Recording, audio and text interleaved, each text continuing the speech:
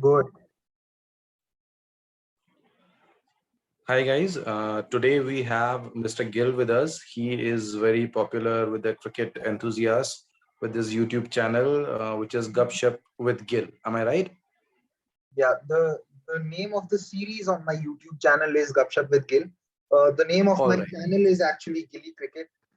It comes from the term gully cricket, which I think anyone who's followed cricket in India has been a part of. So from that, Of course. uh, because you can say that my surname has helped me come up with two very catchy names, and Right. apart from that, I don't think that a surname and all these things carry much significance anyway. It's just about how you are as a person and how you go about doing your business. Of course. I mean, your title seems to be catchy, but the way you discuss cricket, that is way much more intense. And that's what I like the most about you and your channel. The way, I mean, the intricacies, the minute points that you bring out of all the matches and the analysis. So today I will be beginning my session. I will be asking you a few questions. The first of all will be like after the match, today's match between Ireland and Namibia. I was hoping for Ireland to get through just on the basis of they have been around for a long time now. It seems like it happened many years ago when they beat England in 2011, and that was called an upset at that time. But now we see more and more associates, they do it every now and then, targeting a higher ranked team. So what I was seeing that everyone was happy when Namibia beat Ireland and advanced into Super 12s, just because there is this human tendency to side with the underdog. Like when we were happy when England got defeated by Ireland, we were happy for Ireland. And today when Ireland got defeated by Namibia, we all were happy for Namibia. But having said that, we criticize ICC for all the wrong reasons, but still they gave Ireland the full member status around 3 or 4 years ago. So, which is a worrying sign for me. Like, how come Ireland have not progressed since they were given a test? Of course, there is lack of matches, there is lack of infrastructure and everything, but that same thing will come in the way of Namibia as well. Because where Namibia stand today, Ireland were standing yesterday, and there today could be Namibia's tomorrow. So that's is my question. What is your take on this? I mean, are you really happy with what Namibia achieved today, or I mean, you are happy to be in the present, or you don't like it that much because tomorrow can be as bleak as it is today for Ireland? So that is my question from you. Okay, so it's quite a layered question. Before I answer that, there's one thing that I want to say. I don't think that ICC get criticized wrongly. I think they get criticized quite fairly for a lot of things because as a world body, they should be looking towards expanding the game and not shortening it. I have no hesitation in saying this that the 2019 10-team World Cup was a farce. You just can't have 10 teams in a tournament and call it World Cup. No, sorry, that's not done. Uh, Coming to your question, particularly about Namibia and Ireland, see, one thing is that we all have to understand that this T20 is a very volatile format. We often forget that in 2016 World Cup, 2016 T20 World Cup, West Indies beat all teams, but they lost to one team, which was Afghanistan. Uh, Afghanistan. so that tells you about how the format is. And another thing that we forget is that in this round one, the teams that have lost all three matches, they are Netherlands and Papua New Guinea.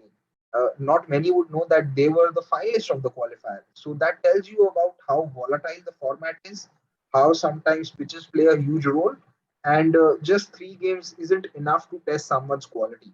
Having said that, True. what you're saying about why Ireland hasn't progressed, before looking at Ireland's progression, we have to look at the progression of a team like Bangladesh. Bangladesh was given a test status back in 1999 when Scotland could have been given that.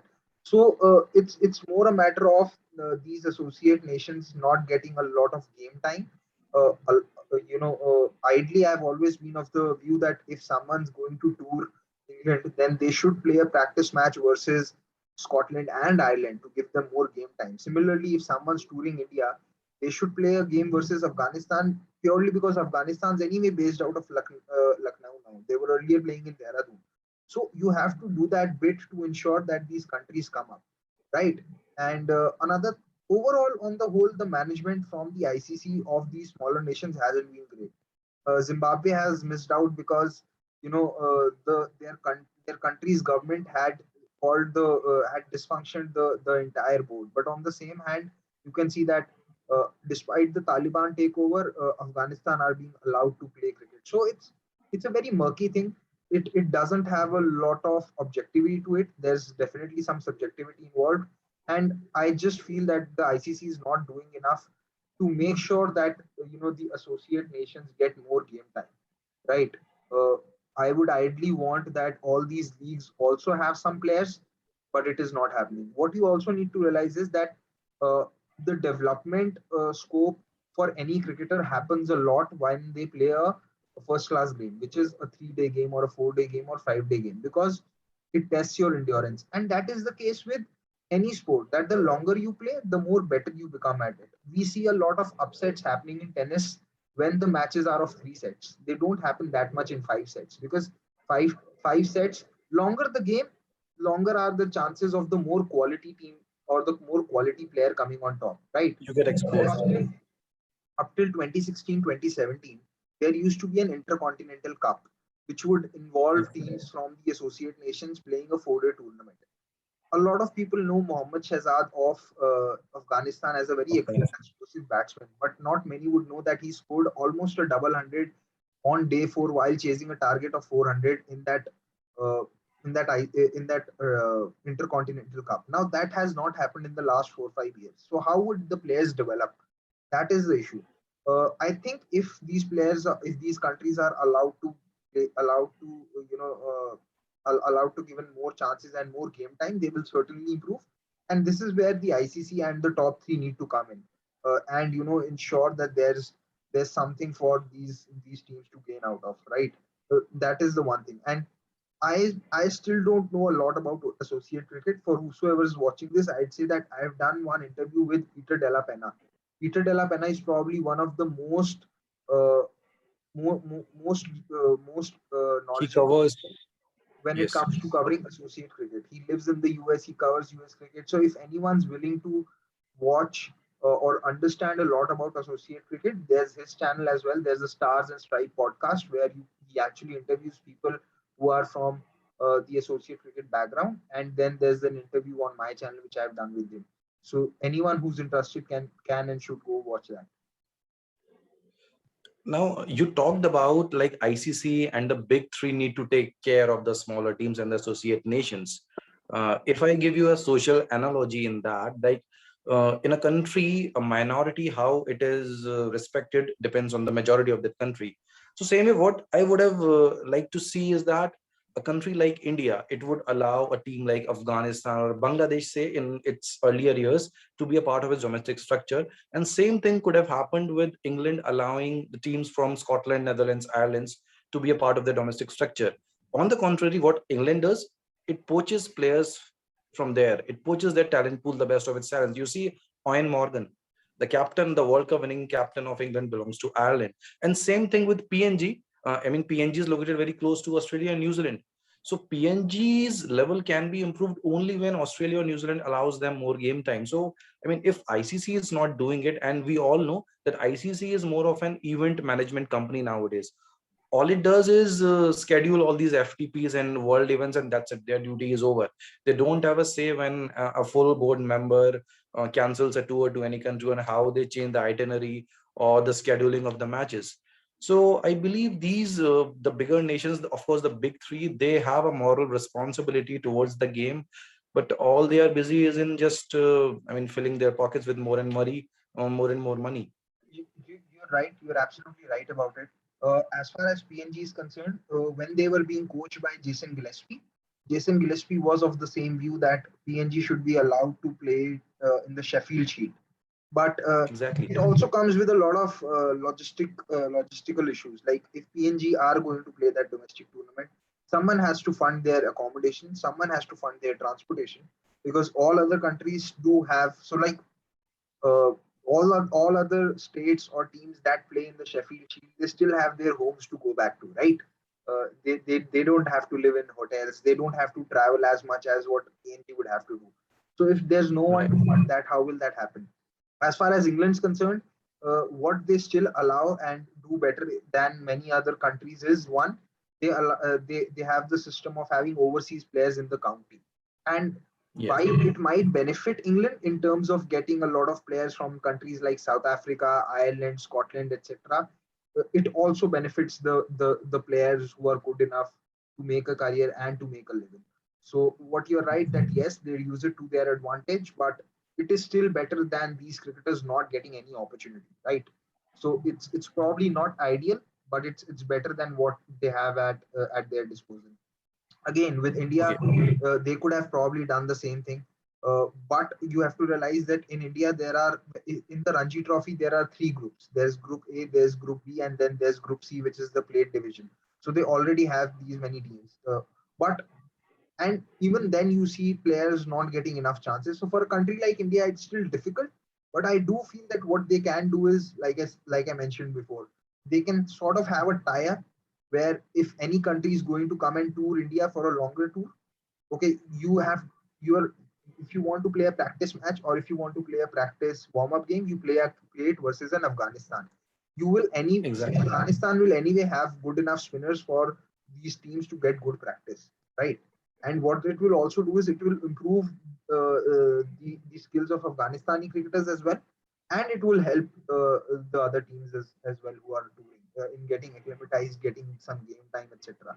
So And like Mumbai went to Oman a few like months ago, I guess, two right? months ago, I yes, mean, that yes, also happened. yeah, yeah, yeah. And the way India sent its B team to Sri Lanka, and that also is like India now has so much of talent pool. It is like the bucket is overfilled. So they can send two or three teams to these smaller nations because you cannot have a Virat Kohli or a Rohit Sharma playing all round the year. Of course, these COVID restrictions will ease off in a couple of years, but still you can send your fringe players to these nations. Still, I mean, they can produce a lot of money. They are both to this when India send its B players or its C players to all these countries. But again, it's just a romantic idea. It not always happens. Now I'll again do the same thing which I'm blaming ICC of doing, that I will shift my focus from associate teams to this bigger teams. So my next question to you is about that India Pakistan match, and what I want to ask you is how much the change of coaches will impact Pakistan in terms of its preparation. I mean, I don't think anyone is talking about that aspect. Everyone is talking about how Hafiz has got entry, how Shoaib Malik has got entry. But the team was with Misbah and Wakar for these last two and more than 2 years. So suddenly a change in coaching, like Hayden has come, Fernandez has come, and straight away into the biggest tournament. So how do you think they will cope up? How the Pakistani players will understand what they will teach them there? If they were having any shortcomings they were about to discuss with Wakar or with Misbah, it takes time to get comfortable with a set of player or set of coaches. How will Babar share his ideas like the way he would have been sharing with Misbah or Wakar? So how much that will impact Pakistan and how much it dampens their chances of winning the World Cup? Ideally, it makes no sense for them to change coaches before a tournament because you also have to realize that they have had no say in selection. They've had absolutely Yeah, no say in selection. They've not spent time with these players before. They don't have any coaching experience also, right? So it's a move which only Pakistan cricket or their board can take. It's a very Pakistan move in cricket. It's like going exactly. on sheer vibes and nothing else. And while I haven't played cricket at the highest level, neither I have worked with teams in terms of the technical aspects. But from what I have known with my conversations with analysts who have worked with the team, what they say is that these T20 tournaments, like an IPL, which has 14 games, they say it is too short for experimentation or for anyone to learn anything, right? And those are 14 games. In T20 World Cup, you have 5 games and plus two warm-ups. So it's half the tournament. So you can imagine how difficult it is to make any technical change midway through the tournament. It doesn't happen. I think that Yeah, unfortunately, with the way that you know how hindsight driven and result driven the audiences are in the subcontinent, I think if Pakistan do well, uh, these two would be hailed as some masterminds. People will say it's a masterstroke, and if they don't do well, people will say that okay, they are useless coaches. When the truth is that all their contribution can be in terms of having a mindset or giving some confidence to the players. And I am not sure how much does it work at this level when you've been at the top for some time now. So Yes. it's a very difficult call to make sense of, and it's even more difficult to say what contribution would they have, because like I said, they've not coached any team before, they've not selected the players, and I am not sure if they even know what are the strengths and weaknesses of the players which have been selected, and what are the roles that they perform in the domestic circuit, right? So Yes. it's I mean, something which is very hard to it, make sense of from a sheer cricketing point of view. it's bizarre. And what puzzles me more is that I used to hear Ramiz Raja in his YouTube channel that he used to criticize Misbah for the same thing, that he doesn't have any coaching experience. Wakari doesn't, he hasn't gone through that coaching process where they learn how to coach. And here he himself has selected two guys who don't have any coaching experience at any level. So, Well, Dr. Sagar, one thing I've come to realize over the last year or so is that what a lot of Pakistan ex-cricketers say on YouTube, you cannot be taking it seriously because they don't walk the talk, honestly. And yes. it's not particularly directed at one player or the other, but it's with the whole community that has come up on YouTube now. Because I honestly feel that considering how they've played the game at the highest level, they should have a lot more analysis and a lot more insight to educate the audiences. But unfortunately, what they talk on those channels or beyond commentary is something which layman people talk when they don't have a lot of idea about the game.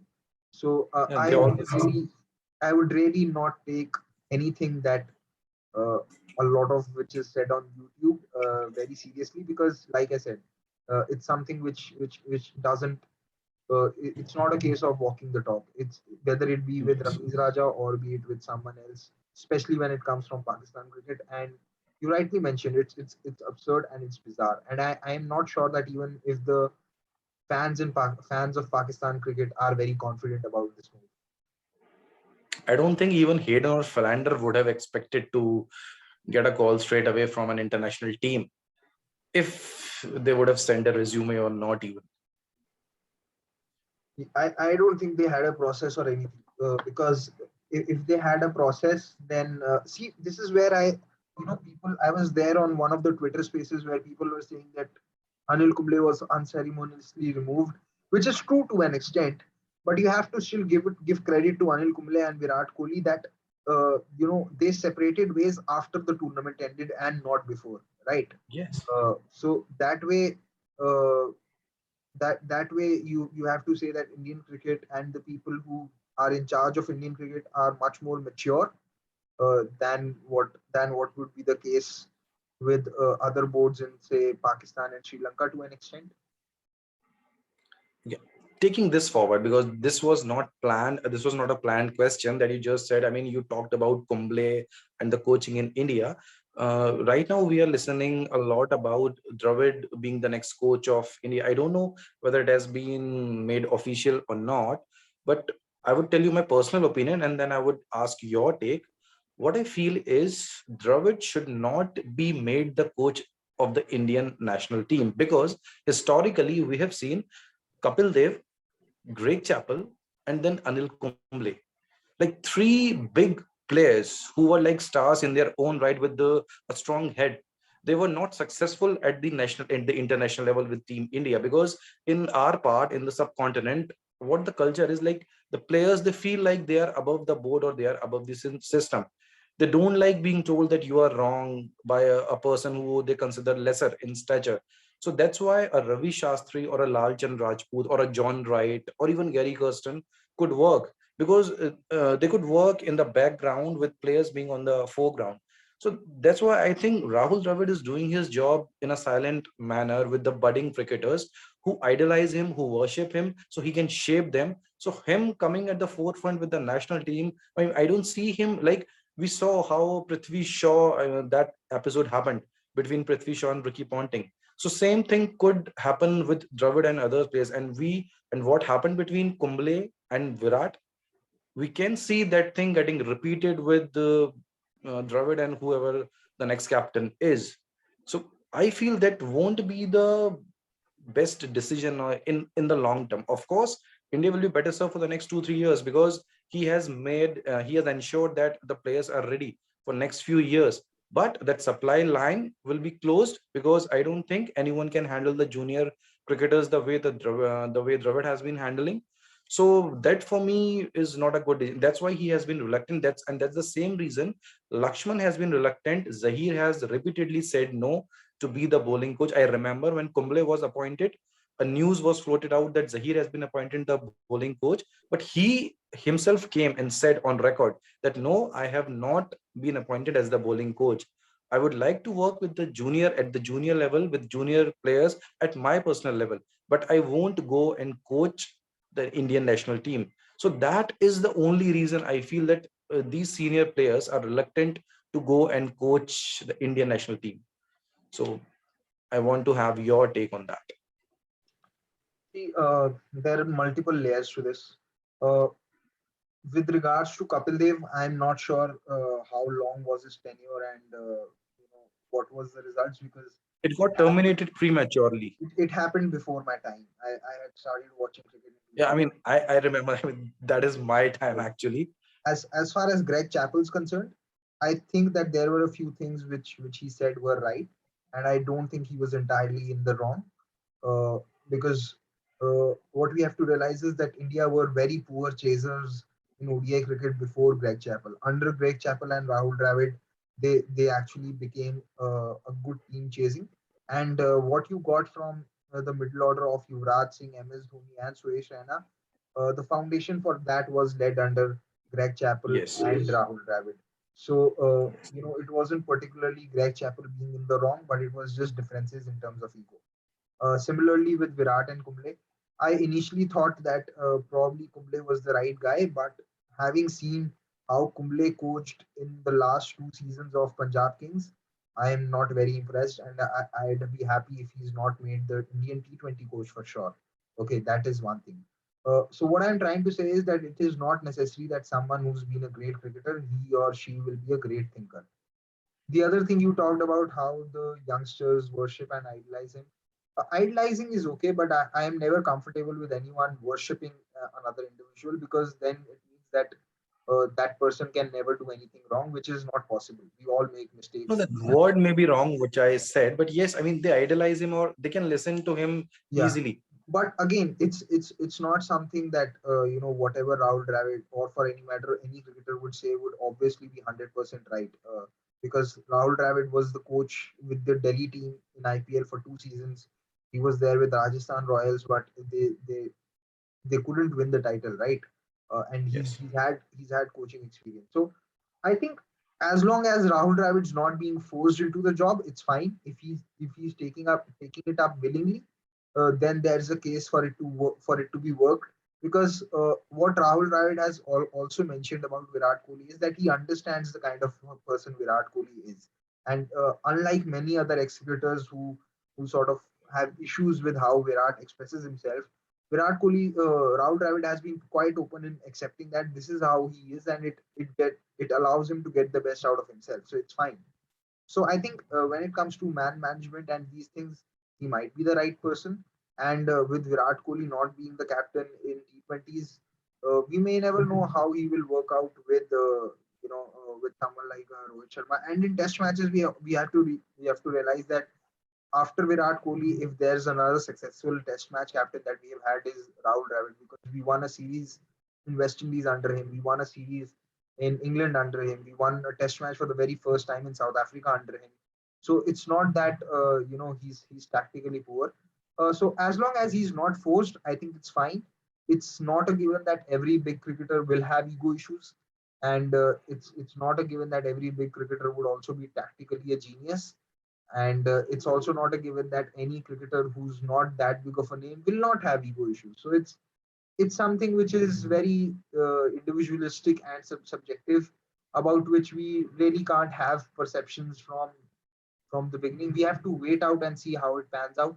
And as far as VVS Lakshman's concerned, uh, again with how he's been with SRH and with how he talks about T20 cricket on commentary, I'm not sure if he was the right person for the role. All right. I mean, these were my questions for tonight.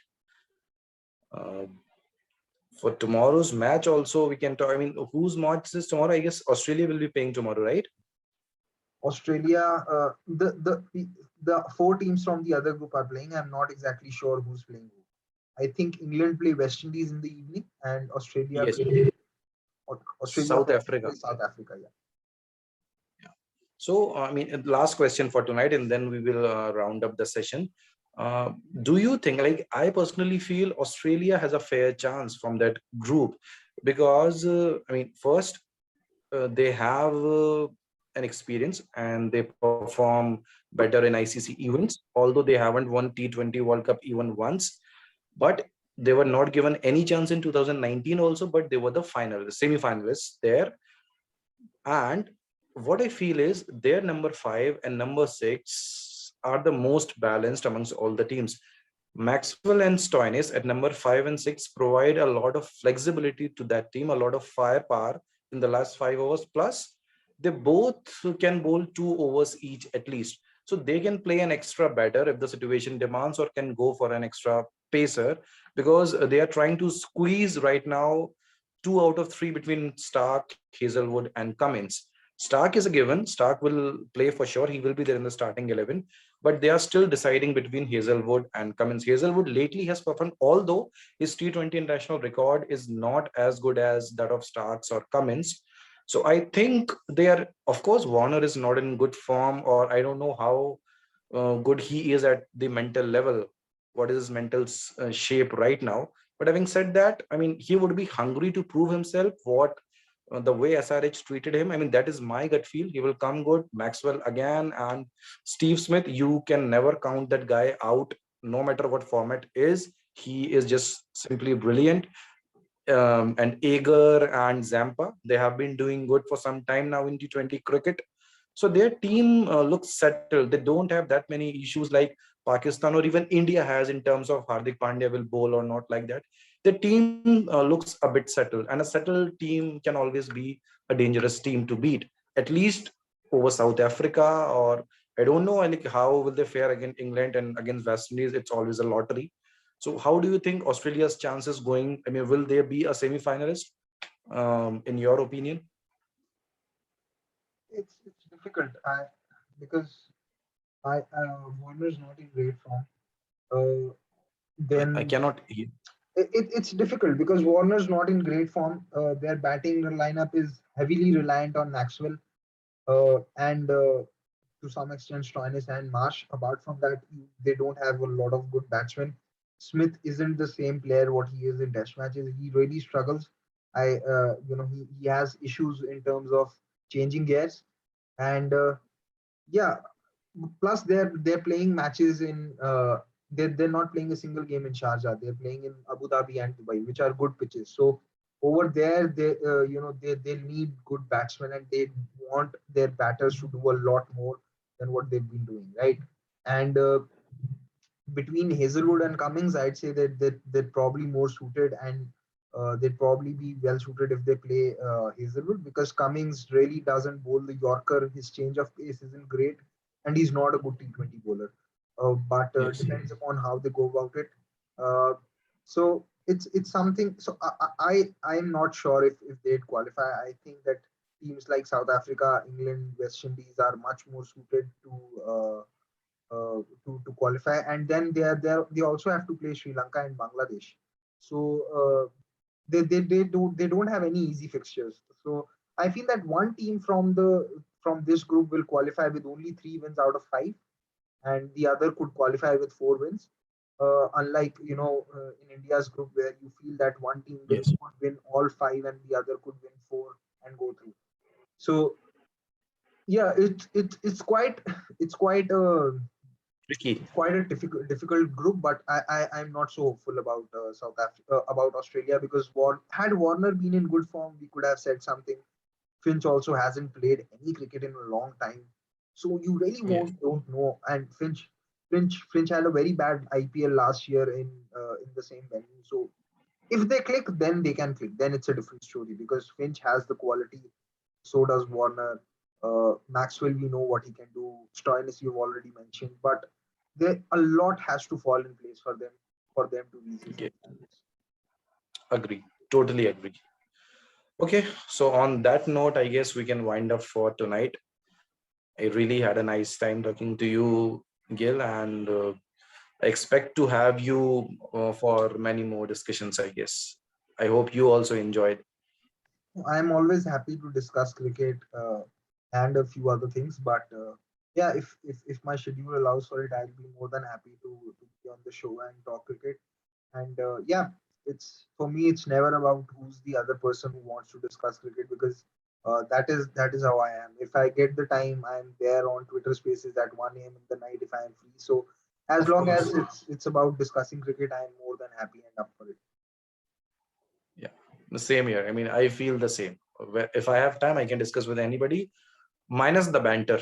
I mean, the healthy banter is fine, but if you are into like that mudslinging and all, that becomes a bit intolerable.